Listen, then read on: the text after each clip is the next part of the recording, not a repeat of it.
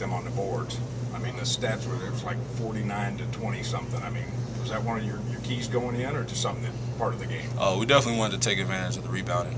We knew we had a size over them. You know, we knew they were big as well, and we were big too. But we felt like if we hit the boards hard, you know, that provide more points for us, more opportunities to score. So coming in, rebounding was probably one of the main keys that we wanted to focus on during this game. Coach said he was thrilled that Indiana came out like they did and kind of punched you guys in the face. What do you learn from that, being able to bounce back?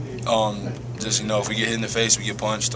Teams knock down shots, get a lead on us early. We're still going to fight back. You know, we're not going to quit. We're not going to stop. This team has a tremendous will to win, and we never stop. We never give up, never surrender. And even if we're down, you know, you may be hitting shots, you may be executing on the offensive end and stopping us on defense, and we feel that no, we're not going to back down. You know, we're going to continue to fight hard and just keep playing Kentucky basketball. Patrick, talk about how, I mean, a hostile environment. First time you guys have been on the road like that, young team seem to handle it pretty well. Oh yeah, after the UConn game, you know, I told the coaching staff, get ready for Indiana, you know, because the arena there is amazing. The fans, it's remarkable, and it is loud, or if not loud, in the rep at times. You know, and they're constantly screaming. The fans are constantly going crazy. The students are constantly making statements. You know, so when you step out there on the court in the game, it's going to be intense. And I was telling my teammates the exact same thing. Get ready for a loud environment. You know, we're really going to have to talk and communicate because they do an excellent job of screaming. The fans do an excellent job of supporting the basketball.